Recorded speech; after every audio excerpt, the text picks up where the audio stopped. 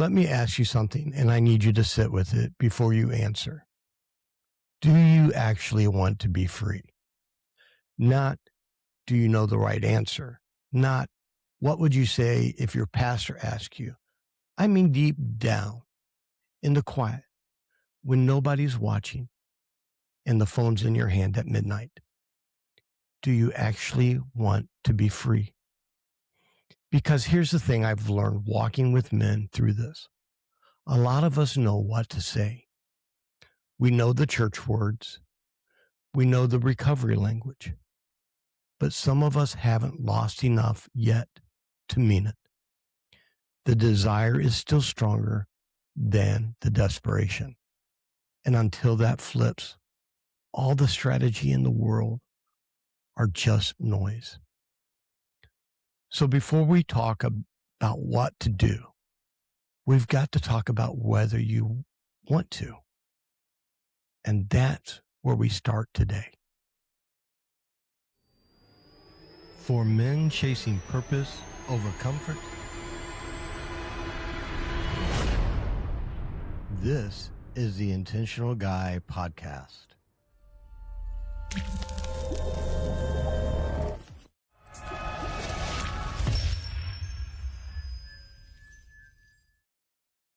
Welcome to the Intentional Guy. I'm Michael Chestnut, and I'm a man who has sat in the dark places you might be sitting in right now. This show exists because I believe God is calling men out of hiding and into freedom. And that freedom requires being intentional. It doesn't just happen to you. You have to go get it. I want to start somewhere most podcasts won't go, and that's with radical honesty about want. In recovery circles, they tell you that a man has to hit rock bottom before he's really ready to change. And there's a truth to that. But I'd say it a little differently. I don't think you have to lose everything. I think you have to want freedom more than you want the feeling. And for a lot of men, that's not where they are yet. They come to me for coffee and they tell me they want to stop. And I believe them. In that moment, they do. But the moment hasn't cost them enough. The marriage is still intact. The kids don't know. The job is fine. And so the desire to change and the desire to stay comfortable are still arm wrestling, and comfort is winning. If that's you, I'm not here to shame you. I'm here to tell you the truth. You cannot white knuckle your way out of this. Willpower is not enough. And the reason willpower fails is because the want isn't fully there yet. So here's the first and most important thing I can tell you today. Pray for God to make his desires yours. That's not a slogan. That's survival. That's what I had to do daily, sometimes hour by hour. God, I don't fully want this yet. Change what I want. Make your desires mine. That's not weakness. That's the most honest prayer a man can pray. And I'll tell you something else. For the longest time, that's all I could pray. I mean that literally. The sin had taken me so far from God that I didn't even know how to pray anymore. The words weren't there. The distance felt too great. So the only prayer I could get out was 3 words. Holy Spirit, please. That was it. That was my whole prayer. And here's why that was enough. Romans 8:26 says, in the same way, the Spirit helps us in our weakness. We do not know what we ought to pray, but the Spirit himself intercedes for us through wordless groans. That means when you can't find the words, the Holy Spirit is praying for you. And who better to intercede on your behalf than the Holy Spirit himself? You don't need a perfect prayer. You just need to reach towards God, even with 3 words, and let the Spirit do the rest. If that's where you are right now, that's okay. Holy Spirit is enough to start. Now let's take a look at Job. Job 31:1. I made a covenant with my eyes. Why then should I look at a girl? Job didn't just decide to be careful. He made a covenant with his eyes before God. There's a difference between a resolution and a covenant. A resolution you make with yourself and break on a bad Tuesday. A covenant is made before God, and it carries weight that a decision alone will never do. I want to challenge you today not to just make a plan, but to make a covenant. Get alone with God. Open your Bibles to Job 31:1. Read it out loud.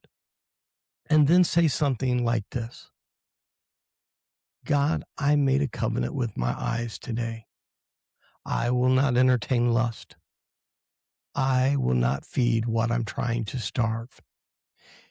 And I cannot keep this covenant without you. So I'm asking you to hold me to it. Then write it down, date it, sign it, put it somewhere you'll see it. That piece of paper is going to mean something on a rough night. Okay, now we get practical, because faith without action is still wishful thinking. Here's your battle plan. Number 1, control your environment before you need to. Lust loves opportunity, so remove it before temptation shows up. Get covenant eyes on your phone today, not tomorrow, today. The knowledge that someone is going to see your screen actively changes behavior. That's not a trick. That's accountability working. Get your phone out of your bedroom at night. Charge it in the kitchen. The late night hours are the danger zone. And you don't need to be a hero. You just need to be strategic. Number 2, bounce your eyes, but understand what that means.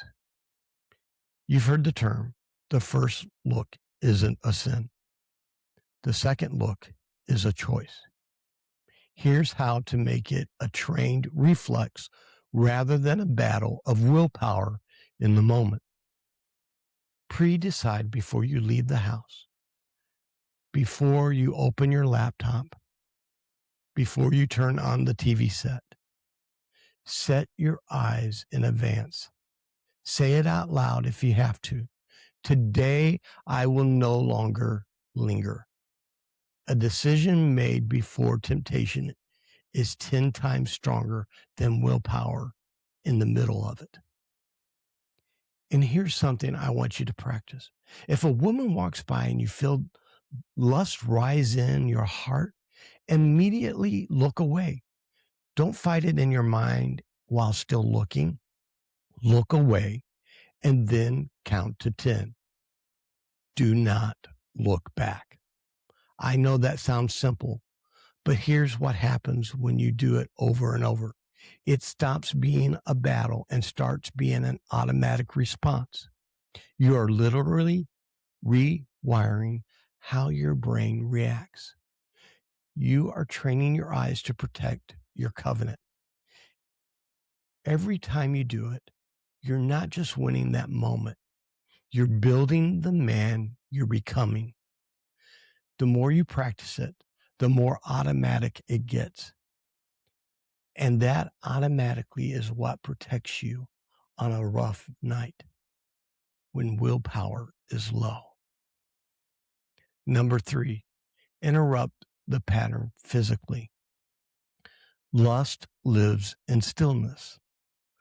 The moment you feel the pull, stand up, walk outside, do 20 push-ups, call somebody. Physical movement breaks the neurological loop. Don't try to think your way out while still sitting in the same spot. Move. Number 4, the 15-minute rule. When the urge hits, tell yourself you will wait 15 minutes before you do anything. Set a timer if you have to. Urges peak and fall. Most won't survive the wait. You're not suppressing it forever. You're just outlasting the wave. Number 5, get a man across the table from you. Not a text thread, not an app, a man, face to face weekly. And make the question specific. Have you been pure this week? It's too easy a question to dodge. The right question should sound like this. Did you look at pornography this week? Did you lust after a woman and choose not to look away? Name the things. No hiding behind vague answers. I want to tell you what happens in those first meetings when a man reaches out to me for the first time. When he finally picks up the phone, finally texts, finally shows up for coffee. I know what that took.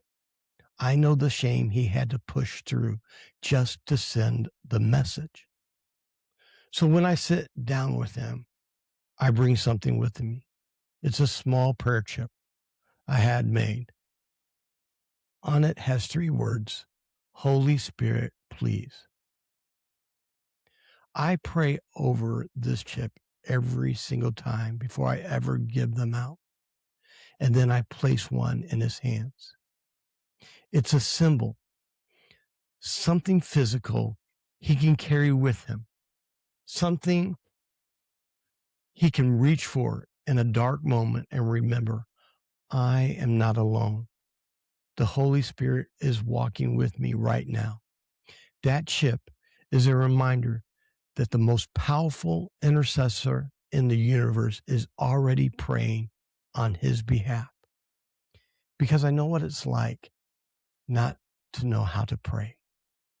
I know what it's like when the sin has put so much distance between you and God that you even don't know where to start. That chip is a starting place. 3 words. Reach toward God. Let the Spirit do the rest. And those face-to-face moments, they are more than just coffee. They are the start of light being shined into darkness. Every time a man finally tells his story out loud to another human being, something breaks, something shifts. The secret loses its power. That's not just recovery theory. That's what I've watched happen again and again across the table from men just like you. Here's what I've learned from my own story and from sitting with men one-on-one. Pornography is rarely about sex. It's about escape. It's about numbing pain. It's about control when everything else feels out of control. It's about comfort when you're lonely and no one knows it.